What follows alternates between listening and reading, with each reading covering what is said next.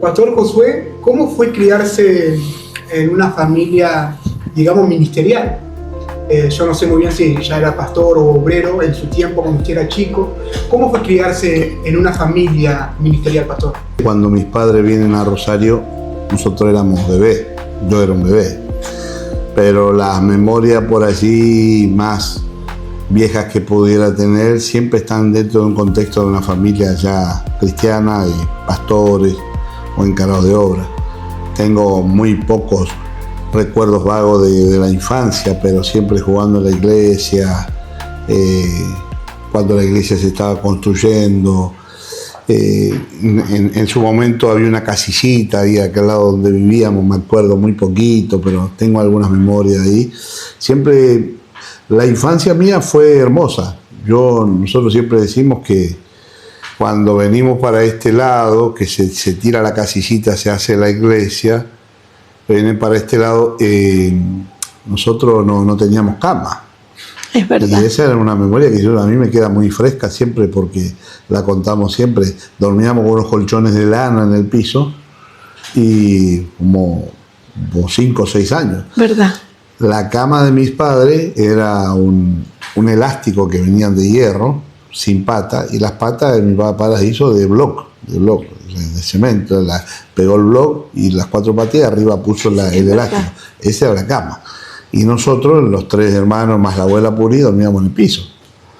Y fíjate que cuando se compró la primera cama cucheta, al poquito tiempo vino otra inundación, que ella mencionó una, en el 87 vino otra. Sí. También se llevó todos los bancos, el banco de la iglesia, el agua abría las puertas, bueno, había muchos saqueos, todo lo que era madera. De la noche a la mañana subió el agua. El agua, nos fuimos a acostar y a la madrugada nos vinieron a despertar y ya el agua estaba a la altura de la cama. O sea que el agua subía mientras vos estabas durmiendo. Y en una hora y media el agua estaba a 1,5 metros, así que no te daba tiempo a sacar casi nada. La infancia nuestra fue muy divertida, muy buena, porque para nosotros eso era una alegría. Nunca tuvimos resentimiento con la iglesia, con nada. Bueno, nuestros padres nos inculcaron eso. Jamás tener resentimiento con la iglesia, con nada. Y muy feliz en la iglesia, tuvimos los mejores amigos, los cumpleaños, nuestra fiesta eran las fiestas de la iglesia. Así que recién empecé a conocer, entre comillas, el mundo cuando uno entra a la escuela o a la secundaria, que empezás a conocer amigos de afuera, pero toda la vida fueron los amigos de la iglesia. Entonces para mí, yo siempre le digo a mis hijos que el crecer en la iglesia es hermoso. Es hermoso porque se establecen los fundamentos que te van a sostener toda la vida. Porque uno no sé, jugando, sin saber, te llevan al culto a veces de los pelos, nos rentaban en el culto, éramos otra vez. ¿Me entendés? Y vos en ese tiempo decís, pero qué malo que sos con los hijos. Y la verdad es que tal vez algún vecino o alguien mirando a unos padres, obligando a los hijos a ir a la iglesia, pudiera pensar que es así. Pero se están estableciendo los fundamentos que después toda nuestra vida nuestros hijos siguen igual y seguramente los hijos de ellos seguirán igual. Para mí ser criado en la iglesia fue lo más lindo que nos pasó. Qué lindas palabras. Tener un padre como el pastor Raúl de Assi, me imagino que le ha dejado grandes enseñanzas y supongo que en su liderazgo cuando era adolescente, joven, le ha enseñado algunos consejos, como en la vida, como en la iglesia. ¿Qué consejos recuerda, pastor, que le han servido en su ministerio? Bueno, mi papá era un hombre sabio, era muy sabio. Él tenía, como decimos hoy, mucha calle.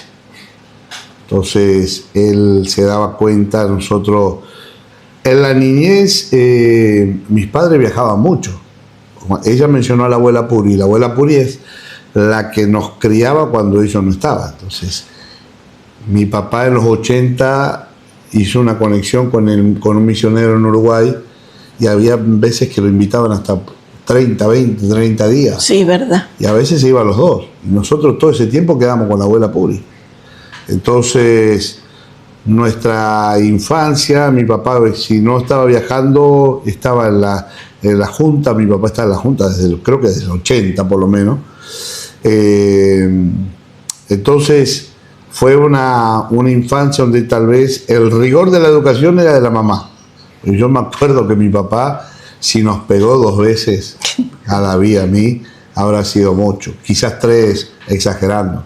No era un hombre de corregir con instinto, pero era muy, muy sabio para enseñarnos. Nosotros a mi papá lo respetamos mucho siempre. Siempre. Siempre, nunca le faltamos respeto. Y consejos que él me pudo dejar fueron muchos, porque él se daba cuenta muy rápido cuando nosotros andábamos haciendo alguna macana enseguida. Vos pensabas que él no te iba a descubrir, él ya sabía. Entonces nos hablaba cuando nosotros empezamos a tener novia, viste, a conocer una chica, siempre te daba una palabra muy, muy sabia, muy correcta. Y después ministerialmente él a mí me levantó como su copastor en el año 2003. Y fíjate que él fallece a finales del 2015, casi 2016. Entonces yo estuve con él casi 13 años de copastor. Todo ese tiempo, obviamente que uno no se da cuenta en el momento, pero después te das cuenta que él nos estaba preparando para un proceso como este, ¿no? Para una sucesión así. Entonces, entre sus múltiples consejos, yo siempre menciono uno, porque yo fui muy amigo de Pastor Omar Núñez. Yo cuando fui al instituto fui en el 96-97, me congregué en Claypole. Pastor Omar Núñez era el líder nacional de los jóvenes y yo fui líder de jóvenes de su iglesia local y me encariñé muchísimo con la iglesia, con los hermanos. Hasta el día de hoy nos encontramos con algunos hermanos de aquella época y un amor. Entonces, cuando el hermano se va a vivir a Estados Unidos, él pidió que yo le ocupe su lugar en la iglesia. Entonces mi papá me dijo, eso fue año 2001, más o menos. Están queriendo que vayas a la junta, pues te van a hacer una entrevista para ver si podés quedar. Dice, si querés quedar en la iglesia ahí en Claypole, bueno. Entonces él me pregunta, ¿te gustaría agarrar esa iglesia? Y yo le dije, sí, ¿cómo que no? Yo después que me casé en el 99, fin de 99, febrero 99, ahora en este febrero cumplimos 27 años Sí. De casado. Entonces, en 2001 yo ya tenía 3 añitos casado, estaba, creo que, Jazmín todavía no había nacido, no. Estábamos solo con Sole, entregado completamente a la obra. Mi papá me desafió. Mi papá siempre trabajó con anexos. Anexos son mini iglesias. Entonces él me decía, vos tenés que abrir anexos. Y nosotros en ese tiempo abrimos 3 anexos. Uno acá en Empalme, uno en Ludueña y uno que después se abrió por la radio, ese fue tal vez en el 2003. Entonces estábamos trabajando, cuando me aparece esta oportunidad, dijo, sí, vamos. Y él me llamó una vez a su casa, pues yo tenía en teoría una cita con la junta, por decirte algo, la próxima reunión de junta será la junta de 3 o 6 meses, no recuerdo cuándo, y ahí te van a llamar. Bueno, entonces él me hizo esta pregunta que yo siempre la comparto. Él me dice, te voy a hacer una pregunta. ¿Vos llorás por esa ciudad? Y cuando él me preguntó así, yo quedé así en silencio. Y me dice, te voy a preguntar de vuelta, no me mientas, me dice. ¿Vos llorás por esa gente? ¿Llorás por la ciudad de Claypole? ¿Llorás por los hermanos de la iglesia? Y quedé así, viste, como pensando, y digo, bueno, la verdad es que no. Y él me dice, si no llorás por la gente, no vayas, porque vas a volver fracasado. Y si te voy a volver a preguntar en unos días, dice, y después hablamos y cualquier cosa, no te hagas problema, yo hablo en la junta, me dice. Me volvió a preguntar y yo le dije, no, la verdad es que no. Entonces me dijo, no te sientas mal, no vayas. Y yo me sentí muy frustrado, porque yo pensé que él me tenía que alentar a que yo vaya. Entonces, ese consejo, mira, él me lo dio por allá por 2001, y estamos ahora 26 y todavía me queda muy fresco en la mente, y yo siempre lo comparto con la gente. Sí. Porque lo que él me estaba diciendo es, mira, si vos no tenés una carga que te haga llorar por la gente, no vayas a ese lugar, porque vas a volver fracasado. Y me sentí muy triste, porque yo digo, uno quiere servir al Señor, uno quiere hacer algo para él, ¿por qué me dijo eso? Y no estaba contento. Pero el tiempo después me enseñó, le dio la razón a él, de que era verdad. Entonces, consejos así siempre ibas a encontrar en él, con palabras tal vez no tan elocuentes, pero llenas de sabiduría. Sencillas. Era un hombre muy sabio. Él siempre decía cosas como, el don más grande que un cristiano puede tener es el don de ganar almas. Y si vos decís, bueno, a ver dónde está la Biblia que diga un don de ganar almas, no vas a encontrar así textualmente. Pero lo que él estaba diciendo es que lo más grande que un hijo de Dios puede hacer por el reino es ganar almas. Entonces él siempre te animaba a ganar alma, a levantar obra, a ganar gente. Y en un momento, hablando de consejos que puede uno recordar de él, que son muchos, en un momento él estaba levantando muchos pastores y él contaba que se despertó como un celo, como él sintió como que había una guerra contra él, porque consideraban que él estaba levantando su propio imperio. Esa fue la palabra que él usó. Entonces él levantaba pastores para que mañana lo elijan a él como su presidente. Entonces cuando él recibe esa acusación o esa descripción de lo que él estaba haciendo, él dejó de enviar pastores.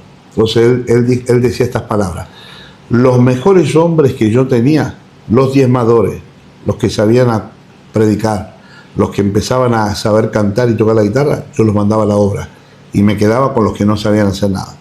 Los formaba para que sean buenos diezmadores, buenos predicadores, buenos ministros, y una vez que estaban preparados los mandaba a la obra. Y entonces dice, cuando encima me criticaron que yo estaba queriendo levantar un imperio, dejé de enviar pastores. Y él dijo esta frase: cuando yo dejé de enviar pastores, me llené los bolsillos. Porque su visión no era el dinero, sino soltar hombres a la obra. Entonces dice, pasaron mucho tiempo y después volvió otra vez a soltar pastores.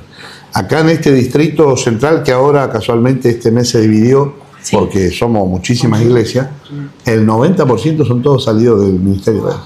Y los que no son salidos directamente del ministerio de él, son hijos de uno que salió del ministerio de él. ¿Verdad? Entonces, el impacto de él en Argentina y en estos dos distritos, que son ahora dos distritos, de los lomos de él, es impresionante. Entonces, en cada uno de esos pastores hay una escuela, una trayectoria que se desprende de la vida de mi papá. Entonces, mi papá por lo menos a nivel nacional, es muy respetado, muy querido. Pero por ahí ahora hay mucha generación nueva que tal vez no lo conoció. Pero los que de aquí estuvimos más cerca, o los pastores que salieron de su ministerio, y todo el mundo te habla cosas de maravilla de él. Y eso es tremendo, porque uno no dimensiona, no alcanza a dimensionar el impacto que él ha tenido. Porque nosotros contamos más o menos, hay como 60 pastores que él largó a la obra. Sí. Entre evangelistas, copastores, pastores, pero algunos de esos, no pocos, varios de ellos, soltaron 10, 15 pastores. Se multiplicaron. Entonces, y algunos de esos nietos soltaron. Entonces nosotros no alcanzamos a dimensionar la cantidad de iglesias, pastores y almas que llegan al Señor por el ministerio de mis padres. Pero bueno, eso son cosas que a uno siempre lo llena de ese orgullo, de ese sentimiento, de esa complacencia de saber que tuvimos el privilegio de estar al lado de un personaje muy, muy importante en el reino, que nos dejó grandísimas enseñanzas. Yo tengo muchos consejos y siempre los recuerdo, y cada vez que voy a tomar una decisión pienso qué hubiera hecho él o cómo lo hubiera resuelto, y me doy cuenta que él siempre lo hacía de la mejor manera. Siempre, ¿viste? Yo a veces me equivoco en cosas y digo, mi papá lo hubiera hecho así. Y en la forma que él elegía para hacerlo, siempre tenía razón. Él a veces, como mencionó mi mamá, él era un hombre que era muy misericordioso en el sentido de personas por ahí que no no merecían oportunidades, porque tal vez se portaron mal, porque tal vez tuvieron una caída, más la recaída, más la recontracaída, pero él siempre los mantenía al lado de él, ¿viste? Y mucha gente dice, pero ¿qué hace con fulano? ¿Y por qué le da una oportunidad? ¿Y por qué está aquel? Y yo muchas veces lo he criticado por eso. Y sin embargo, hoy en sus zapatos, yo digo, el hombre, él estaba siempre años adelante. Siempre años adelante. Y uno cuando va haciendo el camino detrás de lo que él dejó, se da cuenta que sus decisiones no fueron fáciles. ¿Verdad? Porque respaldar a alguien cuando todos lo están señalando no es fácil. Eso tiene que ser un rostro de león, un hombre con una espalda muy fuerte, para que te abrace cuando todos te están señalando. Porque que te abrace cuando vos estás en la cresta de la ola, todos quieren estar al lado tuyo. Porque todo el mundo, la foto, qué lindo acá y allá. Pero cuando estás allá abajo, que todo el mundo se desentiende, porque no, este es un pecador, o aquel se la mandó, igual, y no lo quiero ni ver, miro. El tipo estaba ahí, ¿viste? Él iba ahí con ellos y esa gente da la vida por él. Entonces, volviendo a la pregunta, consejos que yo pudiera tener, tengo muchos personales de mi vida personal y ministeriales, muchos mirándolo, observándolo. Sus últimos años él predicaba una vez a la semana. Sí. Porque él bajaba el domingo a la mañana del culto de él. La gente venía el domingo. Aquí teníamos dos cultos, sí, uno a la mañana y uno a la tarde. Yo estaba a la tarde y era a la mañana. Todo el mundo venía a la mañana porque estaba él. Pero después toda la semana no venía más, ¿viste? Y por ahí él decía, mañana lunes hay una reunión de ministros. No pueden faltar. Que falta los sacos del ministerio. Mañana es importante, no quiero que ninguno me falte. Y mañana. Llegaba el lunes y se iba a pescar. Y me llamaba a mí y me decía, Josucito, hacete cargo de la reunión. Y yo no sabía qué tema quería él tocar, no tenía ni idea. La gente, los líderes venían asustados, ¿qué nos va a decir el pastor? Y por ahí venían acá y estaba yo, ¿viste? No. Pero probablemente, obviamente, él no se estaba preparando. Así que de consejo los mejores recuerdos.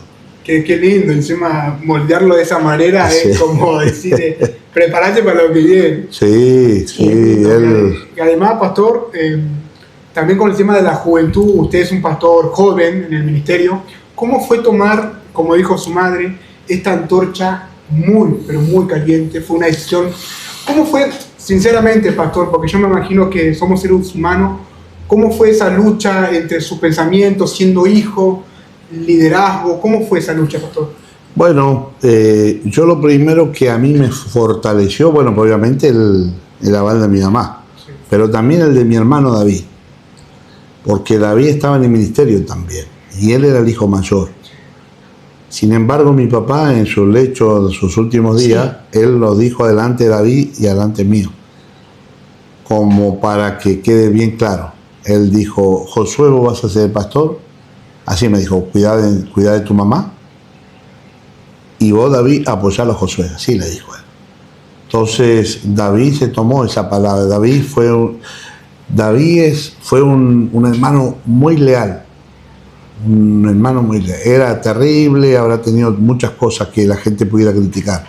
Pero cuando él se entregó al Señor, sus últimos años de servicio al Señor, conmigo fue muy leal.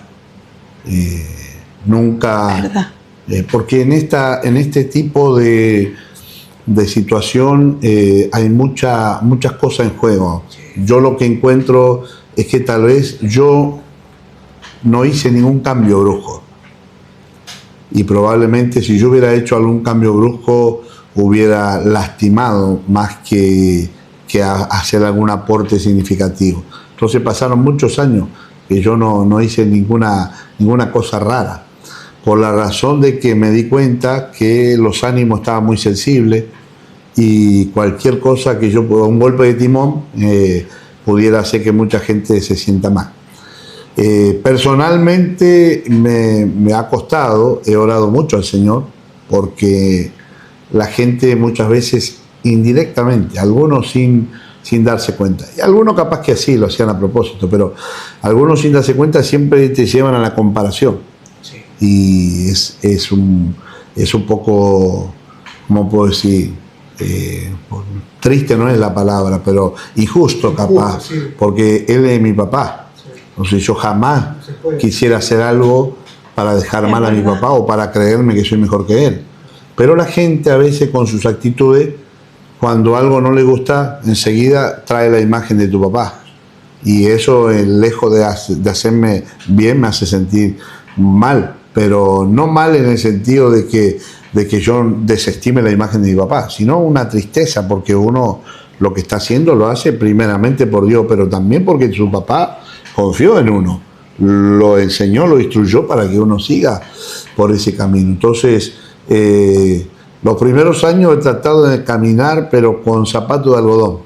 ¿Verdad? ¿Viste? Para no hacer algo que pueda herir y que nadie sienta que uno, ¿viste? Porque es muy fácil creerse, este es el nuevo tiempo, esto es lo que Dios tiene para nosotros, lo pasado pisado, vamos a mirar hacia adelante.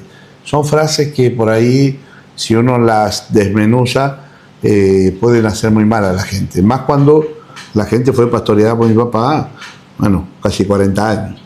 Entonces, todas esas cosas te las enseña el Señor.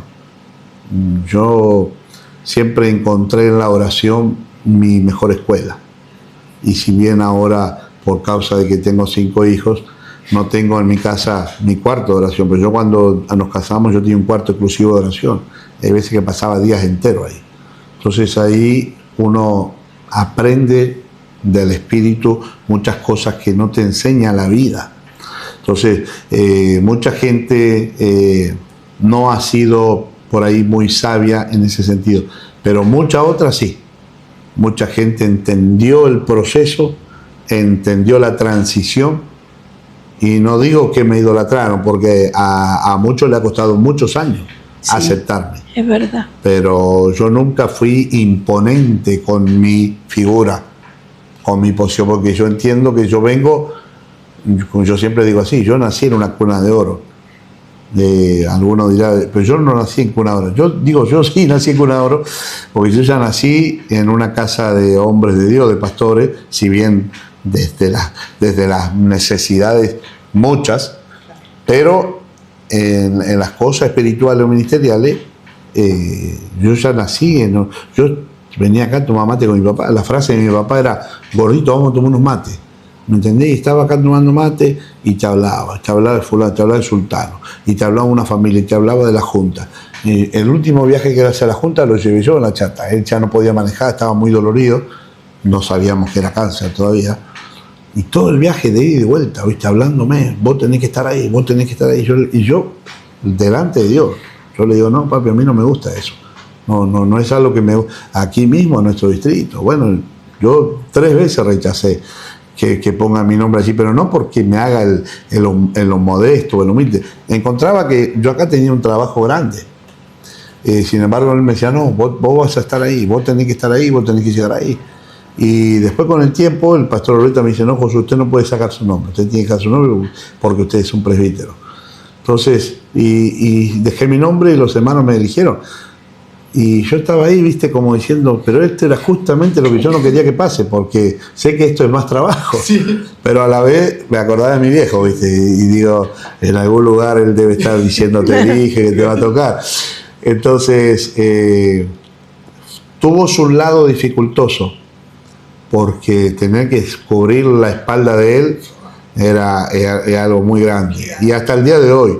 Pero yo siempre lo hago con una cautela, y yo nunca le dejo a la gente ningún mensaje que pueda insinuar que soy mejor que mi papá, para nada, al contrario. Entonces yo creo que eso mantiene en la gente ese respeto, ese honor que uno tiene para con su pastor, que en mi caso también es mi viejo, y eso es bueno porque la gente te respeta. Lo más fácil es venir y decir, todo lo que se hizo hasta ahora lo vamos a hacer diferente porque eso ya quedó en el pasado. Eso no es sabio, por lo menos así lo consideré yo y lo hice, y gracias a Dios estamos siguiendo adelante. Qué buenas palabras, y me hace recordar las prédicas del pastor Ryan con las mismas herramientas. Cuando uno va cavando los pozos, vamos a tener con las mismas herramientas, pero nuestro propio entendimiento, proceso. Y imagino que con su familia no ha sido fácil encajar en un ministerio. No. Qué importante, ¿no, pastor? La familia, la esposa, los hijos. ¿Cómo es sobrellevar una familia pastoral en el liderazgo? Bueno, en mi caso, mi familia, mi círculo, digamos, mi esposo y mis hijos, a mí fueron mi fortaleza. Mi mamá perdió a su esposo, perdió a su hijo, perdió a su mamá. Su círculo se derrumbó. Yo, aunque soy su hijo, no puedo casi ocupar ese lugar que ocupar. Yo pienso que a mí lo experimentaré, Dios no lo permita nunca, pero si un día de mañana me toca perder a alguien de mi círculo, yo encontré en mi círculo íntimo ese lugar de fortaleza que me ayudó a sostenerme. Pero bueno, son momentos muy difíciles, muy críticos. Fíjate que tanto cuando falleció mi papá como cuando falleció David, los doctores tenían mi número y fueron a mí a quien llamaron para darme la noticia. Ellos te decían, no hay nada que hacer, usted no puede estar acá, podíamos estar un ratito en un horario puntual, pero después te tenías que ir. Sí. Y eso me decían, yo tengo tu número, cualquier cosa que pase yo te llamo. Entonces, cuando sonaba el número, y lo mismo con ella ha estado en los últimos años 3 veces muy crítica. Y este año que pasó, hará ¿cuántos meses? 5 o 6 meses. 6 meses, sí. También estuvo varios días. Sí, ahora estuvo 5 días en terapia. 6 días. 6 días en terapia, pero la vez pasada estuvo más, como 15. 17 días. 17 días en terapia. Nosotros entramos, ella estaba toda entubada. Solamente vivía por la máquina. Y los médicos te decían, mirá, probablemente no pase de hoy, estate atento al teléfono. Y vos estás en tu casa, ¿me entendés? Y vos escuchás que suena dentro un mensaje de texto y se te para el corazón. Sí. Porque las noticias son horribles. Sin embargo, Dios la levantó de ahí. Milagrosamente la levantó. Sí. Porque los médicos decían, no hay nada que hacer, no hay nada que hacer, prepare todo. A Débora le decían, prepare todo porque es muy probable que no salga de acá. Y sin embargo, Dios la levantó. Entonces, en esos momentos así angustiantes, mi familia fue un pilar muy fuerte. Sí. Un pilar muy fuerte. Mi esposa, una mujer también especial, que se mantuvo firme y que a la vez ha sabido respetar la distancia que uno se toma, tal vez emocionalmente. Sí. Porque yo a veces no sé cómo expresar cuando uno está así con esa angustia, y yo lo que hago, me voy solo a caminar, tengo mis perros, me voy al campo a caminar con los perros, y a veces ella me pregunta, ¿pero qué hace con los perros? Yo le digo, es mi descarga a tierra, porque te pones a orar, a hablar con Dios, pensar, hablo con el perro, ¿viste? Como si fuera un amigo, o te desconectás, te vas, o me quedo encerrado, o me voy a la cama temprano y me quedo allí meditando. Son cosas que a veces uno tal vez no tiene unas herramientas psicológicas, pero son llaves que por ahí te funcionan, y cuando tenés tu compañera que sabe respetar esa distancia que uno toma, lejos de hacerte mal, te hace bien. Entonces mi esposa, mis hijos sufrieron mucho con la partida de David. David era muy amoroso con mis hijos. Sí. Los sobrinos de él, todos. Y cuando el doctor me llamó, yo estaba en la mesa con ellos y recibí esa noticia. Fue un llanto, pero fuerte, horrible, porque yo estoy ahí, imagínate que ver a mis hijos llorando desconsoladamente. Entonces, son cosas fuertes. Pero como dijo mi mamá, te van marcando. Uno tiene que luchar para no ponerse tan duro, porque te van marcando. Yo encontré, por ejemplo, que estar con los hermanos en los velorios es algo hermoso.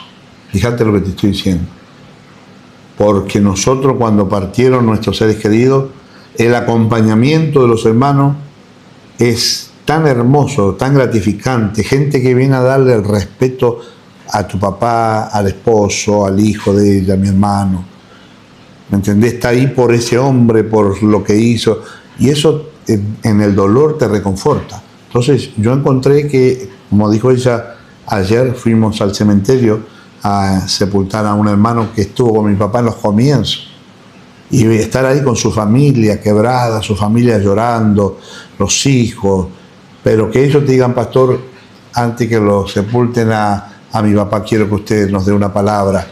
Hermano, eso es a mí me llena, porque las palabras que uno suelta ahí la gente lo recibe. Lo recibe. Y eso no es un púlpito para mí, es mejor que un púlpito, porque estoy en el momento más crítico de esa familia y lo que uno dice, ellos lo reciben con un consuelo. Para ellos es un consuelo tan grande que a mí me fortalece. Terminamos de sepultar al papá y estamos a los abrazos y hasta nos reímos. Y vos decís, bueno, pero eso pasa con los hijos de Dios. Los hijos de Dios, yo siempre digo que tenemos la particularidad de que podemos hablar en lengua hasta en un velorio. ¿Verdad? Pero no por ser descortés o desconsiderado o irrespetuoso, sino que para nosotros celebramos la vida, sufrimos por la partida, pero también entendemos que es el proceso más glorioso de un hijo de Dios, pasar de muerte a vida, y que ellos están ahora donde nosotros vamos a llegar mañana. Entonces todas estas cosas encontré en mi familia, en mi esposa, en mis hijos, un pilar muy grande, y a la vez tratando de sostener a mi madre, porque ella, con todas estas pérdidas que ha tenido sus días muy depre. Si bien ella no falta nunca a la iglesia, para faltar a la iglesia tiene que estar ya en coma, viste que los médicos te digan no hay más nada que hacer, o muy dolorida con el pie, pero si no, no te falta. Ella te va a la iglesia y eso a mí me fortalece muchísimo. Entonces, para mí, como dijo ella, el ministerio con una familia que te acompañe. Mira, primero Dios de tu lado, obviamente, ya con Dios somos mayoría, pero si a eso le sumás una familia que está ahí al lado tuyo sirviendo al Señor, es casi imposible que las cosas te vayan mal. ¿Verdad? Porque así no te siga nadie. Si te sigue tu familia, ya tenés la unción de Noé. Y con eso se puede refundar la tierra. Por lo menos ella tiene un corista, predicadora, por lo menos Alexo se arranca. Así es. Qué hermosas palabras, pastor. Y algo, pastor, ahora quiero que si se puede tomar un tiempo con respeto, decirle unas palabras a su madre como hijo. Y sabemos que el pastor Raúl de Assi no está, pero ¿qué le gustaría decir, pastor, con todo lo que hoy usted pudo lograr, salir a viajar, predicar, todo lo que logró en su ministerio? ¿Qué palabras le podía decir a él hoy en día? Bueno, a mi padre, yo siempre actúo como si él me estuviera mirando. Entonces, sus últimas palabras fueron cuidar a Elcita, así me dijo él, cuidarme a Elcita. Entonces siempre trato de que ella depende de mucha medicina, de mucho tratamiento, y son cosas que son indispensables en la vida de ella, pero más que todo eso, que ella no se sienta que la iglesia la cambió por otra. Ella en la iglesia siempre es la Elcita, la pionera, la fundadora. Nosotros sabemos que ya estaba el misionero Jata aquí, pero ella es, a partir del ministerio pastor de Assi, los pilares de esta iglesia. Entonces, yo a mi papá, si lo pudiera hablar y pudiera decirle algo, siempre son palabras de agradecimiento. Hay veces que nos reímos con ella y le digo, qué paquetito que me dejaste, viejo, qué paquetito que me dejaste. Pero siempre son palabras de agradecimiento, porque me metió en el ministerio y con su ejemplo me enseñó que un hombre del campo, del norte, allá de la selva misionera, que hablaba todo trabado entre guaraní, portugués y español. Sí. Que no sabía, yo siempre digo, él, había unas Biblias viejas de él donde él practicaba firmar, porque no sabía ni firmar, no tenía firma. Entonces, en unas Biblias viejitas por ahí, hay varias firmas que él hacía, practicando a ver cómo iba a hacer su firma. Desde allá Dios saca a alguien y lo posiciona en un lugar. Evidentemente, Dios tenía planes con él. Entonces, cuando yo me reflejo en él, siempre lo admiro con mucho respeto, y le agradezco a Dios por la vida. Hay veces que orando le digo gracias, Señor, por la vida de mi papá, y ya hace 10 años que partió, pero me refiero a las enseñanzas, al legado, a todo lo que me tocó vivir. Yo siempre cuento que nosotros no tuvimos casi ese tiempo de calidad de un papá con hijos, secularmente hablando. No éramos de ir a jugar a la pelota juntos. Sin embargo, en algún momento se ve que él se dio cuenta y nos llevó a jugar a la pelota con David. Entonces íbamos corriendo hasta una cancha que había acá a unas cuadras, jugábamos los tres. Sí. Como 1 o 2 horas, y pateábamos y jugábamos y se reía y volvimos. Y para mí fue un acontecimiento como, qué hermoso. Y ahora lo pienso y digo, éramos 3 pateando al arco, ¿viste? Al que le gusta el fútbol, sí, qué aburrido, hubiéramos jugado un partido. Pero no se trataba de eso, se trataba de un hombre que se estaba esforzando por dejar algo más, no solamente las cosas del ministerio, porque nuestra vida es ministerio. Nuestra vida es ministerio, respiramos ministerio, respiramos iglesia, alma, gente, problemas de la iglesia. Sin embargo, mi padre nunca nos envenenó la mente con la iglesia. ¿Verdad? Y yo trato siempre de que mis hijos tengan esa misma enseñanza. Para nosotros la iglesia nunca fue un problema. Nunca escuchamos una crítica a la iglesia. Jamás en la mesa se habló de los hermanos. Jamás. Y de los misioneros menos, porque había una época, ¿no es cierto?, donde los misioneros, que mucha gente los criticaba porque venían de Estados Unidos. Y mi papá era muy tajante con eso. Entonces no nos dejaba hablar mal de ellos, ni hablar mal de la gente. Yo recuerdo alguna palabra cuando en algún comentario despectivo hicimos de algunos hermanos, él nos frenó en seco y él dijo algo así como, usted no me critique la gente, porque esa zapatilla que vos tenés puesta te la compra esa gente. Entonces esas palabras eran como un golpe, ¿viste?, demoledor. Entonces, si lo tuviera a mi viejo, si él estuviera escuchando esto, siempre le daría muchas gracias. Quizás le preguntaría que me evalúe, porque el hombre era muy sabio, muy sabio. Yo adopté mucho al pastor Ken. El pastor Ken me marcó mucho a mí en el instituto, sí. Y las veces que pude estar con él allá en su casa, en su iglesia, siempre nos sentamos así en la oficina y charlamos por horas.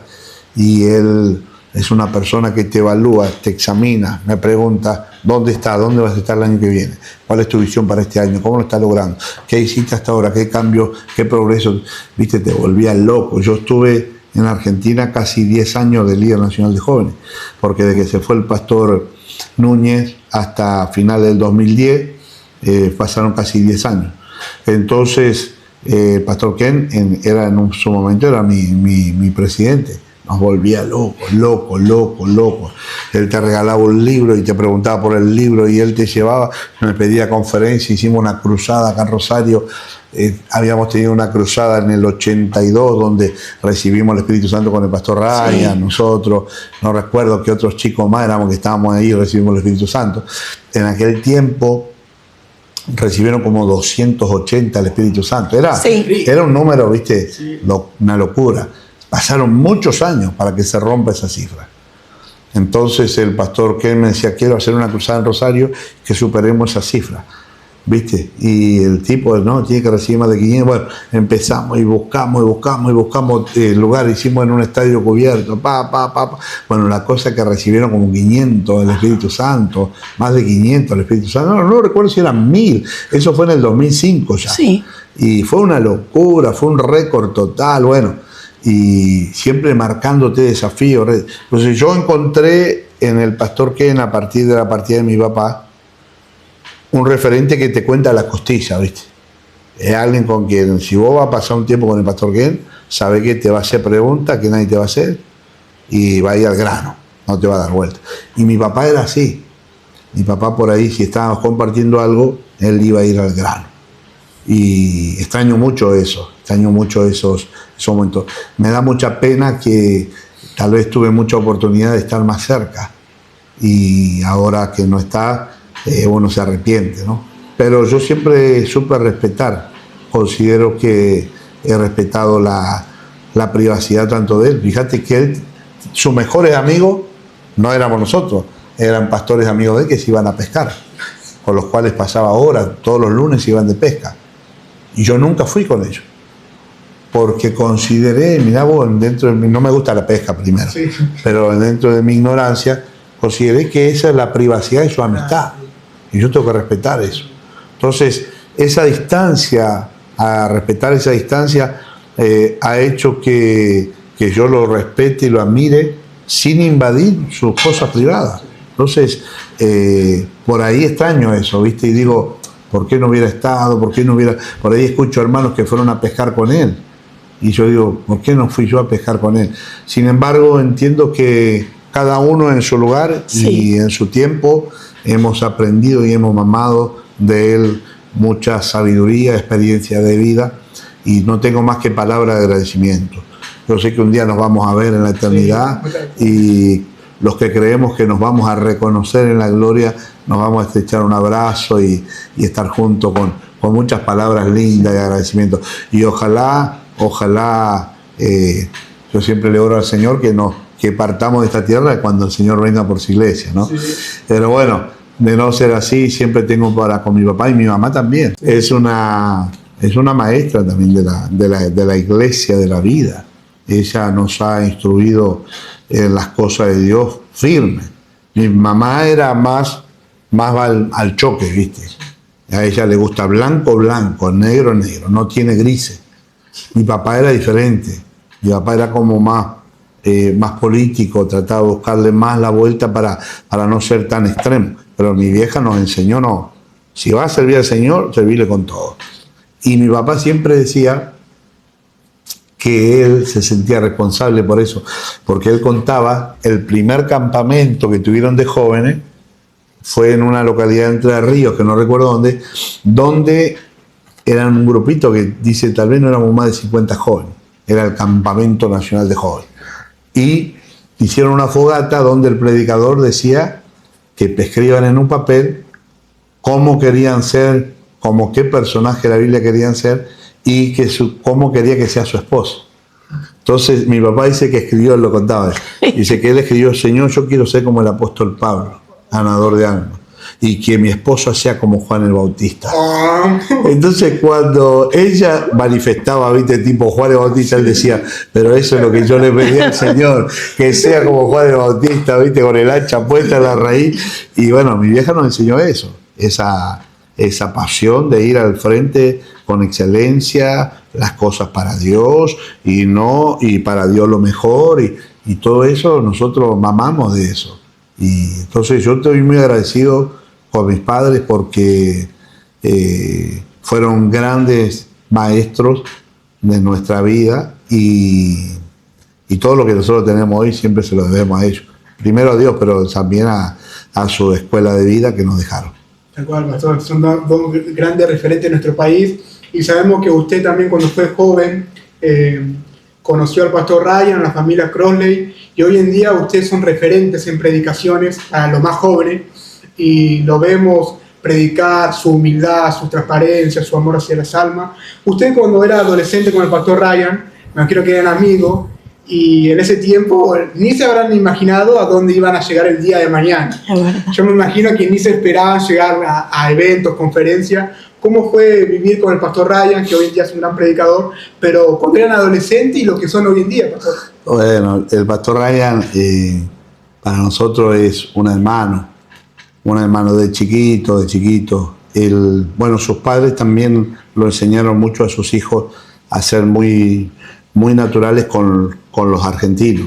Ellos, imagínate, todos rubios, nosotros todos marrones, negros, pero no se sentía el choque de diferencia, ¿no es cierto?, ni social, ni educacional, ni menos del color de la piel. Él venía y dormía con nosotros en cualquier lado. Nosotros le decíamos ruso, el ruso. Pero más tiene que ver con las películas de Rocky Balboa, ¿no? El rubio era el ruso. Entonces, hasta el día de hoy, ruso, y él, mi apodo era Chula. Chula, el ruso, Chula. Bueno, Silvestre, Lachi, David, Harry, todos teníamos apodos. Y él la familia Crossley lo dejaba a los chicos acá en sus vacaciones. Entonces ellos a veces estaban acá por un mes entero, ¿verdad?, de vacaciones. Carla y Cristi, que era chiquita, le gustaba igual venir acá. Y con Ryan, toda nuestra infancia fue Ryan tenía todos los juguetes top, ¿viste? Todos los juguetes top. Entonces, él traía todos los juguetes que nosotros no podíamos tener. Las pelotas de fútbol. Nos íbamos a jugar al fútbol. Nos metíamos en cada barrio jugando al fútbol. Y era el rubio, ¿viste? La gente venía a verlo porque era el único rubio, el único blanco en la tribu. Pero así como en nuestra infancia y en la adolescencia fuimos muy traviesos. Cuando nos convertimos, digamos, en el sentido de que dispusimos nuestra vida a servir a Dios, él es un referente muy especial. Pastor Ryan es un hombre que ama las misiones, ama las almas, ama la santidad, ama la vida consagrada. Dios, su esposa, una excelente mujer, sus hijos, y todavía nos hablamos ahora que nos vimos en identidad. Nos abrazamos, nos besamos con un amor tan grande porque entiendo que nuestros caminos se separaron, pero no por necesariamente por una separación física o espiritual, sino porque Dios tenía planes para cada uno de nosotros. Y en nuestra infancia, probablemente en la adolescencia, empezamos a hablar un poquito de las cosas de Dios. La infancia era juego, pero en la adolescencia, preguntas. Yo recuerdo estar durmiendo en la casa de un amigo con él, donde hablamos de la eternidad. Mirá vos, una conversación que a mí me queda en la mente. ¿Cómo era la eternidad? ¿Cómo sería la eternidad? Si nos vamos a cansar, si vamos a dormir en algún momento. Preguntas, ¿viste? Y él siempre fue muy preparado, obviamente, en una cuna de pastores de tercera o cuarta generación de apostólicos y misioneros y pastores. Tenía una preparación, pero él siempre fue muy humilde, muy noble, muy amigo, hasta el día de hoy. Él me dice, si venís, yo en marzo, por la ayuda del Señor, voy a estar ahí. Me dice, vos sacate una semana para venir a mi casa, porque tenemos esa filiación y hablamos de cosas muy personales.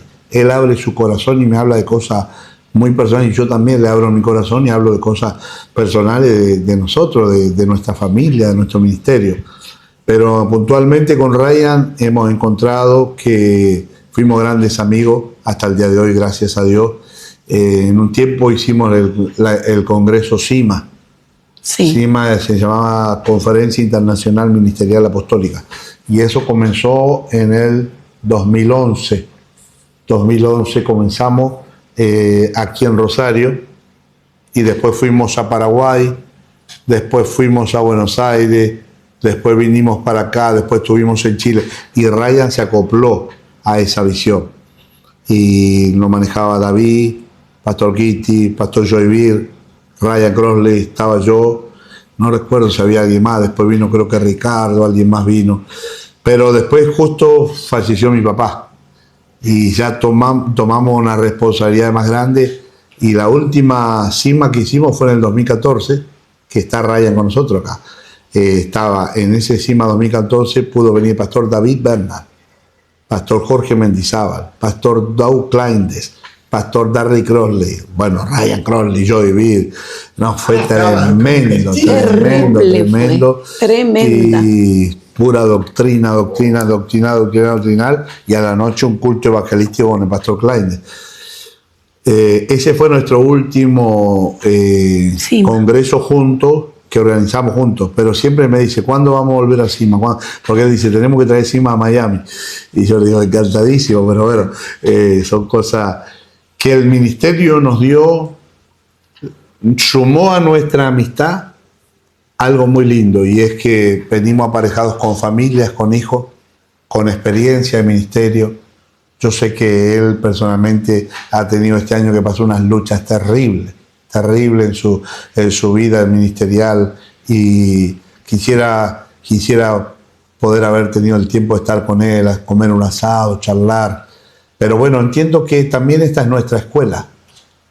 Ryan Crossley fue tal vez el más nombrado porque a Dios le ha dado mucha popularidad, y con justa razón, porque es un hombre muy consagrado, y lo tiene muy merecido, es un hombre de Dios. Y hemos tenido otros amigos también que han estado en el ministerio con nosotros. Pastor Joy Beer, si bien él es bastante más chico que nosotros, él va a venir ahora en una semana. y Dios nos dio una amistad muy fuerte, muy linda con él y con otros pastores, amigos con los que nos hemos criado, y Dios nos ha regalado esa bendición de que no solamente la amistad, sino el ministerio se suma a la amistad trayendo un pegamento muy fuerte, porque no solamente hablamos, por ahí recordamos las trabacorrayas, recordamos travesura y nos reímos, pero también hablamos de las cosas del ministerio y disfrutamos este tiempo que Dios nos regala. No, la verdad tremendo. Encima, cuando yo siempre lo veo y usted fue a predicar allá, sí, verlo a usted de Argentina, predicar ahí, que lo traduzca el pastor Ryan, sí, es como se unen las potencias, sí, se saludan ahí. No, terrible. Cuando arrancamos Fragmento Pentecostal, el primer referente que tuvimos fue el pastor Ryan, y se lo comenté a él acá en Identidad, que yo estaba en un momento de depresión muy mal, y lo conocí a él en las prédicas. Jamás escuché al papá, pero nunca lo conocí a él. Y ahí escuchando prédicas de santidad, doctrina, dije, wow, qué tremendo. Y ahí fue cuando empezó a escalar toda la página, Dios abrió puertas, gracias a Dios. Y algo, bueno, hablé con el pastor un momento cuando le pedí permiso para subir sus prédicas, y algo que me gustó del pastor Josué, que él con el pastor Kitty, bueno, el pastor Bir también acá de Sudamérica, para los jóvenes son nuestros mayores referentes, porque hay muchos pastores, pero predicadores que marcan la diferencia, y el estilo de predicación hoy en día como que se está perdiendo un poco, lamentablemente. es verdad. Hay muchos con diferentes dones, pero el estilo evangelístico de santidad y doctrina, estamos en tiempos difíciles. Y usted, pastor, ¿qué opina con el tema de la página? Sabemos que usted es parte también de la página con algunos fragmentos. Este año vamos a crear la página web y vamos a subir más prédicas, más entrevistas, más contenido. ¿Qué opina, pastor, con el tema de la página desde su perspectiva? Bueno, es una bendición porque las redes son plataformas hoy que llegan a muchísima gente. Yo soy un consumidor de plataformas, de páginas, de redes. A mí me gusta, yo duermo escuchando mensajes. Si mi esposa estuviera acá, hay veces que me dice, baja un poquito el volumen, porque me gusta dormir escuchando mensajes. Me gusta mucho las redes, las plataformas. Considero que hoy por hoy los fragmentos, especialmente los cortos, se dice que están diseñados, neurocientíficamente diseñados para que capte la atención del cerebro sin cansarlo, sin fastidiarlo y dejándole un contenido en menos de un minuto. Entonces hay mucha neurociencia detrás de todo esto, pero aparte de eso, encuentro que las redes son muy útiles porque un fragmento, una palabra, un mensaje de esos que ustedes suben allí muy bien diseñado, muy bien con los subtítulos allí abajo, puede traer una palabra de bendición a personas que están necesitando, ¿no? Entonces, para mí el trabajo de ustedes en las redes es de muchísima importancia y te animo a seguir adelante y que Dios te abra muchas puertas en ese lugar. Yo soy de madera para la tecnología, pero consumo tecnología. Sí. Entonces, no me preocupa no saber cómo prepararlo porque sé que hay instrumentos que saben y entonces yo lo disfruto a eso. Mi hija, una de mis hijas está estudiando y está aquí en multimedia y por ahí tiene muchas cosas que a mí me gustan, pero entiendo que yo, por ejemplo, no pudiera hacerlo jamás o tal vez requeriría de mucho estudio y tiempo, pero si hay personas como vos que están enfocadas en esa área, son una gran bendición para la iglesia. Amén, pastor. La verdad, fue una gran bendición. Estuvimos casi 2 horas con el pastor Josué de Asi y la hermana Elcita. Cumplimos un sueño de poder visitar la iglesia de tiempos de unción y poder, de tabernáculo de unción y poder. Es una gran iglesia. La primera vez que estamos aquí, la verdad conocí al pastor Raúl de Asi en el evento de la Sudamericana, cuando fue hace muchos años, y mi hermano con un jovencito, ellos le pedían corbata a todos los pastores, a todos.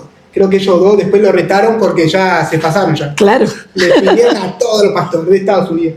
Y se trajeron a casa la caja llena. Y uno de mis amigos tiene la corbata del pastor Raúl de Asi y la tiene bien guardada y es un pastor que siempre recordar. Y como palabra de agradecimiento, muchas gracias, hermana Elcita, por su trayectoria, por su experiencia y en nombre de todo nuestro país, porque hay muchas personas que ven Gracias por su humildad. Sabemos que no ha sido fácil, estaríamos hablando semanas de toda su experiencia. Gracias por su amor hacia las damas. Las damas las aman muchísimo. Cada dama, mi mamá, cuando ve cada evento y la ven a ustedes, todas se acercan, todos quieren sacarse una foto, hablarle porque transmite paz. Y gracias, hermana, por su tiempo. Gracias. La admiro mucho, fue un gusto conocerla. Pastor también Josué Assi, siempre cada vez que lo veo le pido una foto, ya recargoso, cada vez que lo veo otra vez una foto. Lo admiro mucho, Pastor Josué, gracias por su tiempo, disponibilidad, como cada pastor de Fragmento Pentecostal, siempre dispuesto, el corazón es sencillo y humilde de poder, un fragmento a las almas nuevas. Yo estoy estudiando mucho y hay una necesidad muy grande, más del 80% de la juventud está más de 8 horas por día, entre los 16 años y los 28 años, y más de 10 horas están en el día consumiendo redes sociales. Y yo dije, ¿dónde está la juventud hoy en día? Están en TikTok, en Kawaii, en YouTube. Y yo dije, si yo buscaba en mi momento de depresión más difícil de mi vida, busqué psicólogo, cualquier cosa, y no encontré paz, pero encontré un fragmento del pastor Ryan, y me dio paz. Y ni hablar cuando conocí al pastor Josué, el pastor Kitty, todos los pastores que están en fragmento, me dieron paz. Y esto es para que los demás vean que un fragmento puede llegar a dar paz. Pastor, muchas hermanas, muchas gracias. Dios te bendiga. Te bendiga mucho. Y gracias. Pastor Josué. Dios te bendiga, gracias.